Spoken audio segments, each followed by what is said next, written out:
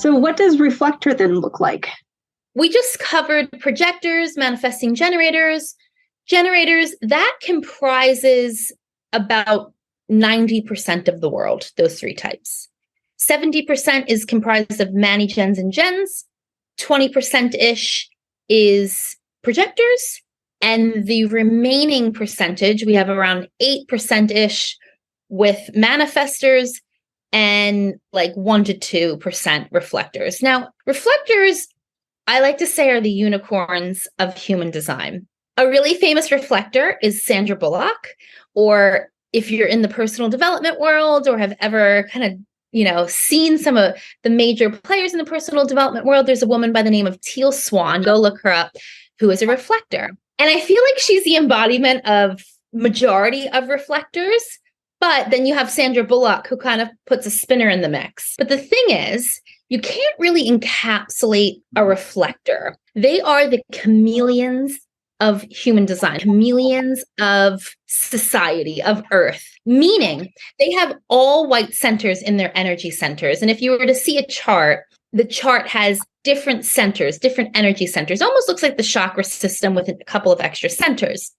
And those are all white, all open, which means that they can literally morph into the environment that they're around. The people or the other horses that they're hanging out with will dictate the energy level or not that they have. Because of that white openness, they can literally ride off of someone else's energy. So let's say in your barn, you have 3 generator horses and 1 reflector. That reflector would be able to keep up consistently with those generators because it can like siphon off that energy. As long as those generators are in full alignment and producing that energy and it's going, it's creating a win-win, that projector gets to win too. Now, crucial, vital for a reflector's success in business, in all the things, and this would go for horses too, environment is really, really, really big. So how to know that you have a reflector, it might be hard because they're chameleons. So they'll just blend in and you'll think that it's another generator or another manifesting generator, another projector. But what you'll notice is that if there's something off with the environment, they'll feel it. Subtleties in seasons that don't agree with them, they'll feel it. When it comes to human beings, reflectors, they're very sensitive to everything that's around them. Aesthetics are really important.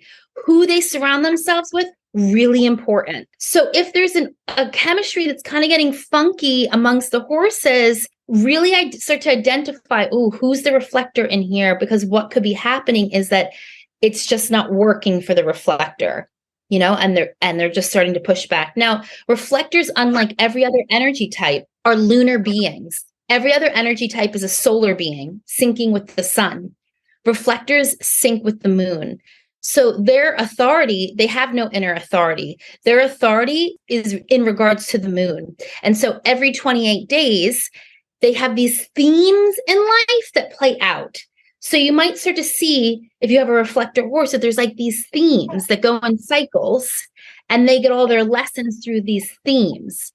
If you're a human, it doesn't mean, I have to wait 28 days to eat or go to the supermarket or, small life decisions. It's more partners or collaborations, business, major life decisions.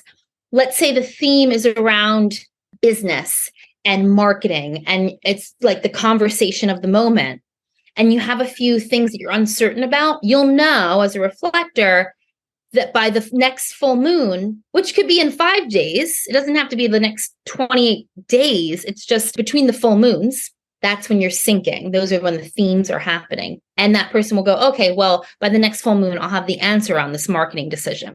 So in the charts that we've looked through with my horses, I had the 4 types, but I don't think I had a reflector. Going through, as you're talking, going through all of the horses in my life, I don't know that I've had one, or at least since they're chameleons, I don't know that one stood out enough from the environment that I would be able to identify them as a reflector. Yeah, it's interesting because they're super rare. So the likelihood of coming across a reflector, like just to put it into perspective, I've done tons of readings since I've gotten certified in human design and have worked with so many women, and I've had no reflectors come through yet. I did have one referral come in that was a reflector, but she was like, oh, I'm not ready, etc. And I said, all good. So they're very rare, very rare. Manifestors, which I know you have a horse that's a manifestor, rare, but 8%. So like I gave a human design talk for a mastermind that had about 25 women. There were 3 manifestors, no reflectors, and the rest were comprised of projectors and many gens and gens. Manifestors are interesting. So up until the 1800s, manifestors were all the kings and queens. Anyone that had a big movement, started a big movement, manifestor, right? Gloria Steinem, manifestor. They are the only ones that strategy. So I didn't add this in for Manny, Gens, and Gens. Their strategy is to respond, but you probably got that because we talked a lot about answering yes, no. Their strategy is to respond. Just like projectors need to wait for the invitation. Reflectors need to wait a lunar cycle. Manny, Gens, and Gens need to wait to respond.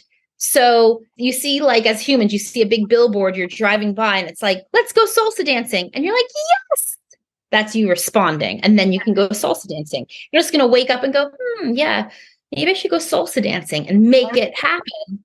You're waiting to respond to things that are being thrown. And you're like, oh, I'm so nervous because what if that doesn't happen? And that's part of your deconditioning too.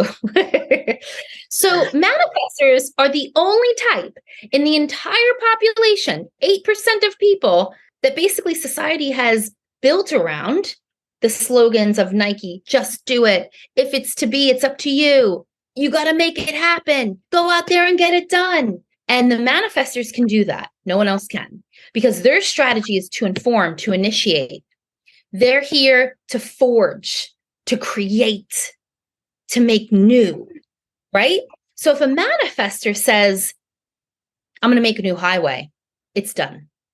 They're not necessarily going to make the highway, but they're going to get all the people and tools, etc., in alignment to have it happen. And it just happens. If they say it's going to happen, it just happens. And that's because they can inform, they can tell people what to do. Like I said, a lot of kings and queens were manifestors back in the day, people starting large movements because they could say, hey, you guys over here, all of you big energy people, go there. You over there, you go here. So it was more manipulative. Now, manifestors, as we've evolved as a society, their signature is being at peace now. And so this is how you can tell, perhaps, if you have a horse that's a manifestor, they just want to be left alone. Like, leave me alone. Let me do what I love. Let me do what makes me happy. I just want to be at peace. Don't bother me. I want to do what makes me happy. I want to create an amazing life. I want to be creative. I want to forge my way. But just leave me be. Leave me be. When they're not in alignment, they're angry. So if your horse gets angry easily, if you can tell they just want to kind of, be on their own a little bit more, need a little more TLC, and also have a very big alpha energy. So children, I always say this to mothers, children that are manifestors, really important to communicate with that child. What do they want? What do they need? How do they see themselves being parented and taught in the school system? And you're like, what? Whoa, that's not how we do parenting.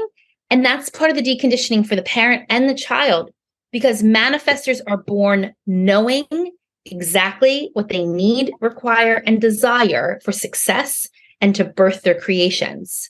Last piece I'll say, and then I know you are going to say something because you have a manifestor horse amongst you in your family tribe.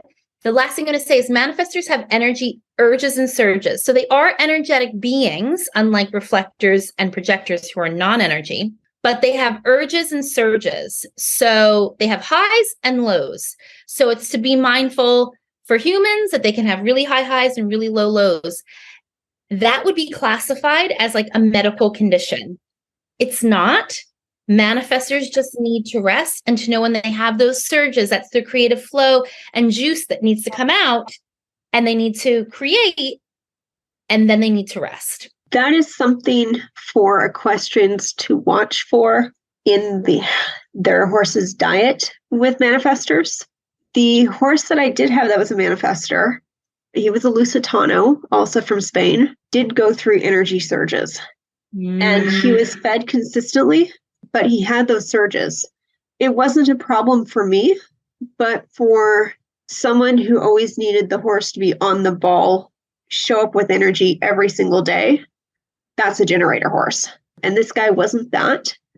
He also was not PSSM, for those wondering, or had any real signs of equine metabolic, but the vet did think he was a candidate for keeping an eye on him and watching those signs and symptoms. But what was really interesting about this horse in comparison to my others, and I have a generator who's a Lusitano, I have a generator who's a PRE, and I have Lusitano who's a Manigen, and I think my other Lusitano, he is also a Mangen. Interesting that the 3 Lusitanos are 2 Mangens and 1 manifestor. He was the one horse I've had that always put me in the energy he wanted me to be in. My other horses, the PREs and the Lusitanos, would wait for me and always wait to respond. And waiting to respond also is very much a Lusitano breed characteristic. But this particular horse, if he wanted me in a strong energy, he would place me in a strong energy.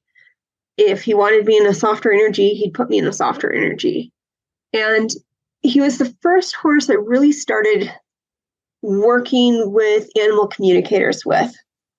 And before he agreed to chat with an animal communicator at the first time, I wasn't doing my own sessions yet or sessions for others, he made her read a book about collective consciousness before they'd have a conversation.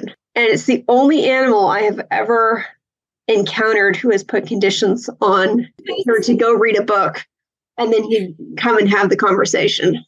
This is so amazing because manifestors have a selective energy, which is why I've been giggling this whole time that he's done this, because manifestors have a selective energy. They don't let everyone into their energy. And so they're only going to let you in if you do X, Y, and Z based on their standards. They're super selective.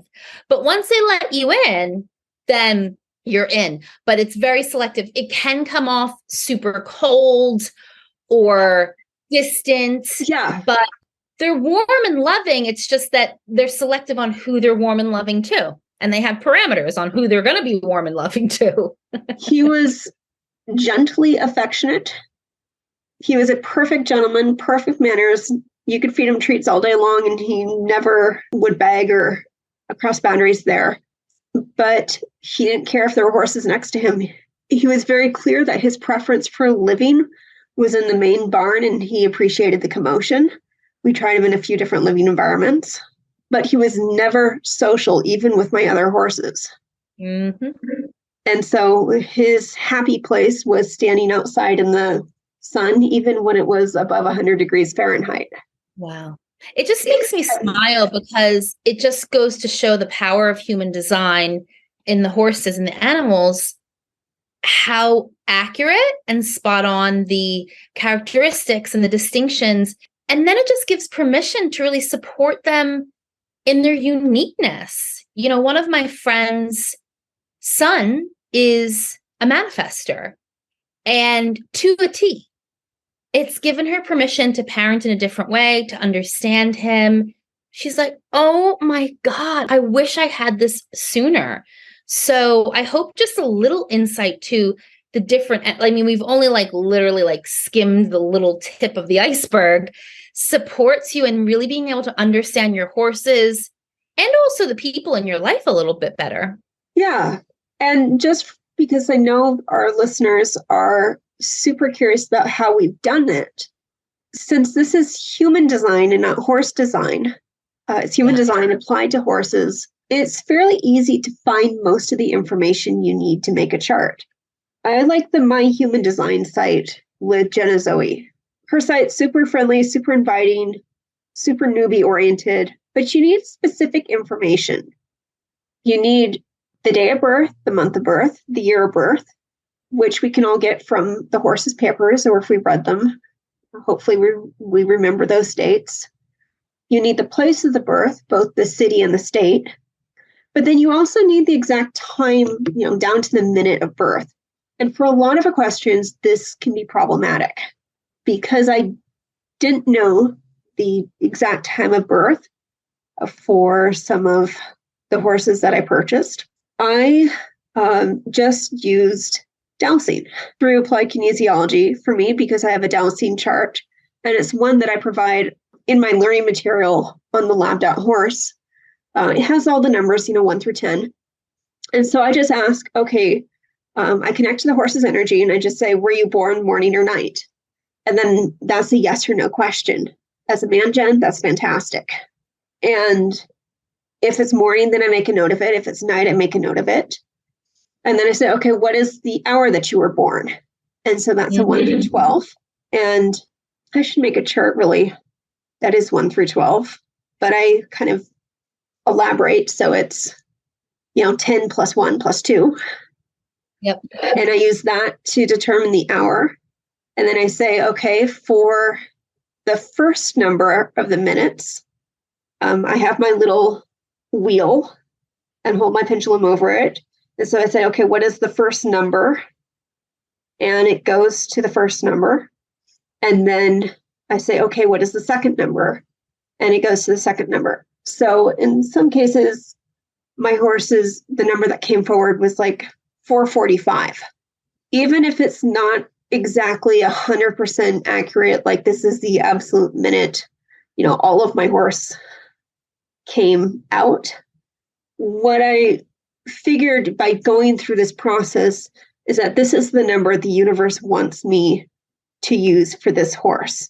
And so whatever information that I need to know for my horse to best support them is from this number. Totally. With humans, I do muscle testing with people if they can't find in a very similar process that you've just done. And what I'll say around dates and times is that, people will ask, is knowing the time important? And yes, the answer is yes. And I believe the modality in which you're doing it and doing muscle testing for humans is 100% accurate, in my opinion. And secondly, the day you were born, in the location you were born, the whole day, it's the same energy type. The energy type usually doesn't change within that day. I've done this time and time again for some people that were adopted and couldn't find their papers and called the hospital and the hospital burnt the paper. Crazy stories. And so we've plugged in all the times. And for most of those people, the whole day, it's the same energy type. It's more so the nuances within the chart that start to change. But the energy type and the authority, 90% of the time remain the same. So the time starts to get into the nuances of the chart, which would require you doing a little more research and homework or having a reading, et cetera, around all of the details within the chart. No, one of my horses, well, actually a couple of them, since I had a recent baby, horse baby that is my horses are in Spain. And so we're 9 time zones away. So do I use the time that they were born to me, as in their person, 9 time zones back? Or do I use the time, the day and the time that they were born and hit the ground in the land that they were born and hit the ground? And the answer that I got was to use their time, not my time. Accurate. Yes, 100%. Their time, not yours. Because it's the location. It's similar to astrology. Human design is the science of the auric fields, the energy field produced that is around 3 feet outside of a human, right? You're not interacting with anyone unless they come 3 feet. Like, you're not interacting with their aura unless both of those are touching. So they're 3 feet, 3 feet, so a little bit closer. So when people were doing the social distancing, the auras weren't actually really connecting. But yeah, when it's the date and time and location of where you're born, the land that you're born in. So that would be 100% accurate. Cool. I think and hope our listeners got that. Now, I want to go back because you talked about one pairing with the gens and the man gens of satisfaction, frustration, and those being really key emotions to watch for in relationships and in how beings of those energy types express themselves. Mm-hmm. What about the other energy types? What are their emotional pairings, so to speak? Well, yeah, it's interesting. The projectors, if we go to projectors, and by the way, I just had a thought process that I think I didn't complete on, and that is human design is the signs of your auric field, and it's comprised of ancient studies, astrology, the I Ching, and the chakra system all combined to create this system to supporting you and understanding how your aura works with the universe. Projectors, as I said earlier, they are out of alignment. They're not self-theme, as we like to call it, is bitterness. They're bitter. They're not angry.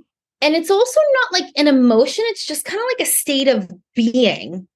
Emotions in the human design world, we say are energy in motion running through you. And we go through emotional waves that come through us. The bitterness will stay if we don't get into alignment. The frustration for many gens and gens will stay. It's like a state of being. Projectors, when in alignment, success is their signature. Now, reflectors, which I didn't actually go into, when they're out of alignment, it's disappointment, right? There's like this, like life is just disappointing. When they're in alignment, everything's like a present to them. They're like, oh, look at this. Like they're surprised is their aligned state of being. Just like, oh, look at that. Oh, look at that. Oh, that's so cool, right? This childlike wonder and innocence. And manifestors, again, they're at peace. That's when they're aligned. They're just at peace. And like you were saying about your manifestor horse, just wanted to chill outside. Didn't matter how hot. Just like, leave me be. Let me do my thing. I just want to be at peace. And when I'm ready to birth and create something, I will. It's not right now. Leave me alone. And when they're not in alignment, they're really angry to the point where it can be destructive. Now, within each design, there's emotional and non-emotional beings as well. But we like to say that the signature and the not self-theme, they're not so much emotions, those energy waves. Those are just states of beingness. And in society, we term that as emotion, but it's a little bit different when we talk about human design. It's not necessarily an emotion. It's just a way of being, a way of living, an embodiment, if you will.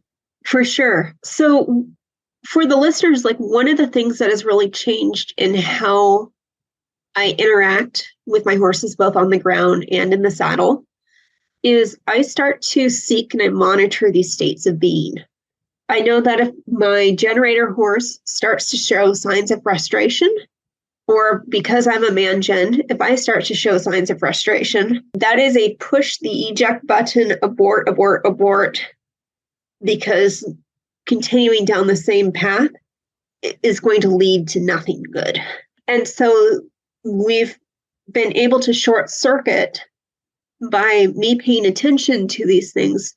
We've been able to short circuit and really speed up the time of developing our partnership and his body and us together, because I am careful not to put him in states of frustration.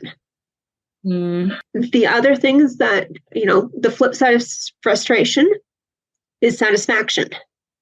And so I'm looking for and trying to create now moments of satisfaction for him, where if I look at him and we're doing a little bit of groundwork and I see him kind of have and a satisfied air about him, awesome, in there, because it can't get better than that for him. Working with my horse that was a projector, who was the initial PRE that I shared about earlier, when he started to be in alignment, and I think a lot of dressage trainers are mindful of this, and because they talk about giving the horse success, and success looks like different things to different horses, and different things to different people. When things were on track with him, it was because he had a sense of satisfaction in me, in the work, and when he started to feel that sense of just pleasure with himself, less pleasure with the work and more pleasure of what he was accomplishing. At the time, he was a sort of a fourth precinct dressage horse, and working, maybe one day doing a few tempi changes. And when he showed improvement on that, giving him that feeling of success and calling it a day, or working a few steps with the P off and giving him success and calling it a day. And again, when he starts to hit that emotional state, calling it a day was what started to put us on the right track and for him to take off and really start to blossom. So powerful. It gives you the guideline and the premise, knowing the not self theme and the signature to just support them in. It's like, oh, who cares about alignment? Yeah, great. And when you're in alignment, life just gets easier and things flow and your optimal health starts to shine and things just work out and synchronicities just occur and magic just starts happening. And then we realize, oh, wait, that's how life is meant to be lived. And your relationships aren't in discord. Yeah. Well, thank you so much for this. So welcome, Malaine. And for our listeners, if you'd like to learn more about working with Malaine, you can visit her website, which is MalaineLeahButler.com. It's spelled MalaineLeahButler.com. She also has free resources for you if you want to pursue this further at MalaineLeahButler.com/alignment-2023-masterclass. And is there something that you'd like to say about that? Yeah, so the Alignment 2023 Masterclass is really universal. So regardless of when you're listening into this, if it's still 2023, amazing. But even if it's further down the track, because in that masterclass, I go through in more depth and brevity each energy type and each authority type so that you can get a really good understanding of how each energy type works and interacts with the universe and is best served. And what each authority type allows you to do is understand how someone best makes decisions and is also best supported in making those decisions. Amazing. And then for more information about our host, Meredith Crawford, and her exploration into the depths of the horse-human relationship, visit her site at https://thelab.horse. Thanks for tuning in.